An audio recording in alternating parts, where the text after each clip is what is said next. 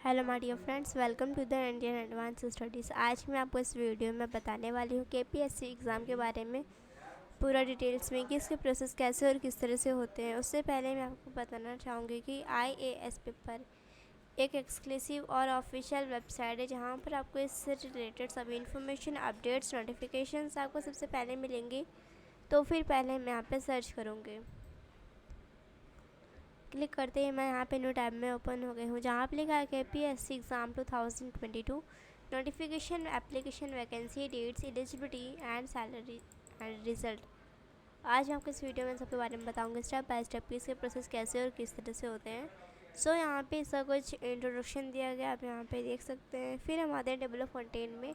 जैसे कि अगर आपको किसी भी टॉपिक के बारे में जानना हो, जैसे कि व्हाट इज़ केपीएससी या फिर उसके highlights, dates, notification, exam dates, vacancies, eligibility, किसी भी टॉपिक के बारे में जानना हो तो फिर आप उस टॉपिक पे क्लिक कीजिएगा, अपने पेज में ओपन हो जाएंगे और आपके सारे डाउट्स क्लियर हो जाएंगे।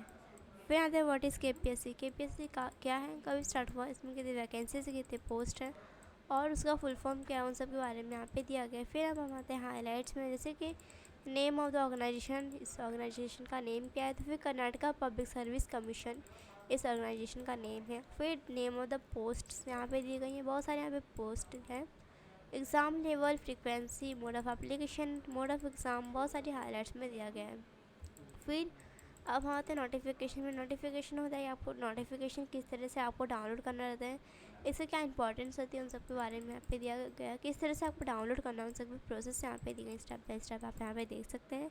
फिर अब हम आते हैं एग्ज़ाम डेट्स पे, जैसे कि अगर किसी भी चीज़ का डेट आता है, जैसे कि नोटिफिकेशन का या फिर application form start date, application form last date, admit card, exam date या फिर रिजल्ट, इन सब में से किसी भी चीज़ का डेट आएगा तो फिर आपको इस वेबसाइट के थ्रू सबसे पहले पता चल जाएगा। अभी तो किसी भी चीज़ का डेट नहीं आया है। फिर यहाँ पे वैकेंसीज़ दी गई हैं, अलग अलग पोस्ट के लोगों के अलग अलग वैकेंसीज रहती हैं और ये जो वैकेंसीज है वो एवरी ईयर चेंज होती रहती है। फिर एलिजिबिलिटी, यहाँ पे एलिजिबिलिटी एलिजिबिलिटी होता है कि आप इसको अप्लाई करने के लिए एलिजिबल हैं या नहीं। एलिजिबिलिटी जो है वो 3 टाइप्स के होते हैं। Nationality, education qualification and age limit. Nationality होता है अगर आप इंडिया के हैं या फिर आप 1962 से पहले किसी और कंट्री में रहते थे और अब आप परमानेंट इंडिया में शिफ्ट हो गए तो भी आप इसको अप्लाई करने के लिए एलिजिबल रहेंगे। फिर आपकी जो एज है वो 18 से कम नहीं होनी चाहिए, आपको एज 18 से आते तो ही आप इसको अप्लाई कर सकेंगे। और आपको एजुकेशन क्वालिफिकेशन, अगर आपको डिग्री, डिप्लोमा, बैचलर डिग्री सब अगर आपको कंप्लीट है तो ही आप इसमें अप्लाई कर सकेंगे। फिर एप्लीकेशन फॉर्म में यहाँ पे दिया गया है कि एप्लीकेशन फॉर्म किस तरह से आपको फिल करना रहता है। सबसे पहले आपको ऑफिशियल वेबसाइट पे क्लिक करना रहता है। ऑफिशियल वेबसाइट पे क्लिक करते हैं आप न्यू पेज में ओपन हो जाएंगे जहाँ पे आपको न्यू रजिस्ट्रेशन का आपको ऑप्शन दिखेगा, आपको उस पर क्लिक करना रहेगा। उसके बाद आप न्यू पेज में ओपन हो जाएंगे जहाँ पे आपको अपनी सारी इन्फॉर्मेशन देनी रहती है, जैसे कि आपका name, date of birth, registration number, roll number, contact number, email ID, address, ये सारी इन्फॉर्मेशन आपको देनी रहती है। अगर आपने दोनों सारी इन्फॉर्मेशन दे दी है तो फिर वहाँ पे डॉक्यूमेंट्स का भी ऑप्शन दिया रहता है, जैसे कि आपका caste certificate, income certificate, degree, 10th 12th marksheet, सब चीज़ चाहिए रहता है वहाँ पर। उसके बाद अगर आपने सारे डॉक्यूमेंट्स भी दे दिए तो फिर वहाँ पे एप्लीकेशन फ़ीस का भी ऑप्शन रहता है। आप एप्लीकेशन फ़ीस जो है किसी भी तरह दे सकते हैं, जैसे कि net banking, debit card, wallet, UPI. और यहाँ पे अलग अलग कैटेगरी के लिए अलग अलग फ़ीस होती है, जैसे कि यहाँ पे अनरिजर्व्ड एंड जनरल के लिए 500 दिया गया है, शेड्यूल कास्ट के लिए 250 दिया गया है। आप जिस भी कैटेगरी से बिलोंग करते हैं आपको उतना फ़ीस देना रहता है। उसके बाद अगर आपने सारी इन्फॉर्मेशन दी दी है, और सारे डॉक्यूमेंट भी दिए तो फिर आप अपना एप्लीकेशन फ़ीस जो है वो अपना एडमिट कार्ड जो है, आपको जो एप्लीकेशन फॉर्म है वो सबमिट कर सकते हैं।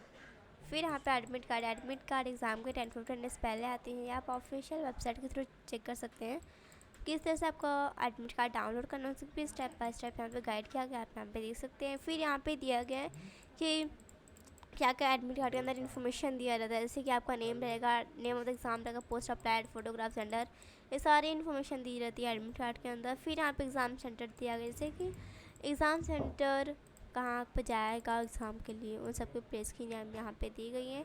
एग्ज़ाम पैटर्न होता है, वो कितने मार्क्स के क्वेश्चन आएंगे, कितने क्वेश्चन आएंगे, उन सब के बारे में यहाँ पे दिया गया है। फिर अब हमारा सिलेबस याद हो गया, इस सिलेबस में स्टडी करना रहता है। जैसे पेपर 1 के यहाँ पे जनरल साइंस दिया गया है, current affairs, humanities, Indian history, Indian and world geography, Indian polity and economic, सारे आपको सिलेबस स्टडी करनी रहती है। फिर मेन एग्ज़ाम के लिए सिलेबस दिया गया है। फिर हमारे प्रिपरेशन बुक्स में कि किस तरह से आपको हर एक बुक्स के लिए प्रिपेयर करना रहता है, क्या क्या आपके लिए बहुत इंपॉर्टेंट होते हैं, इन सब के बारे में दिया गया है। रिज़ल्ट जो है आपको ऑफिशियल वेबसाइट के थ्रू आप चेक कर सकते हैं। सबसे पहले आपको ऑफिशियल वेबसाइट पे आना रहता है। ऑफिशियल वेबसाइट पे आते हैं आपको लेटेस्ट अपडेट पे क्लिक करना रहता है। क्लिक करते हैं आप न्यू पेज में ओपन हो जाएंगे, जहाँ पे आपको अपना रजिस्ट्रेशन नंबर एंड आपको अपना पासवर्ड फिल करना रहता है। अगर आपका सारा इन्फॉर्मेशन सही रहेगा तो फिर आप एडमिट कार्ड जो है वो आप जो अपना रिज़ल्ट देख सकेंगे। और अगर आपने अपना रिज़ल्ट देख लिया है तो फिर आप उसको डाउनलोड कर सकते हैं या फिर PDF भी बना सकते हैं, जो कि आपको ये कभी बहुत काम आता है। फिर यहाँ पे आते हैं कट ऑफ मार्क्स पे। यहाँ पे अलग अलग कैटेगरी के लिए अलग अलग कट ऑफ मार्क्स होती है। जैसे कि जनरल के लिए यहाँ पे 185 दिया गया है, तो आपको जो मार्क्स परसेंटेज है वो 185 से ज़्यादा होनी चाहिए। और आपको इससे कम मार्क्स आएगा तो फिर आपका सिलेक्शन नहीं हो पाएगा।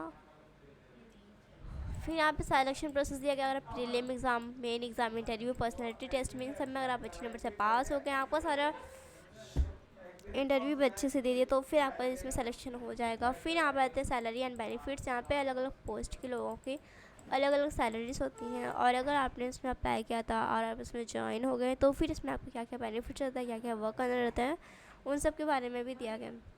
सो यहाँ पे कुछ आपके क्वेश्चन दिए गए जो आपके लिए इंपॉर्टेंट है। इसकी लिंक डिस्क्रिप्शन में दी गई, आप वहाँ पर जाकर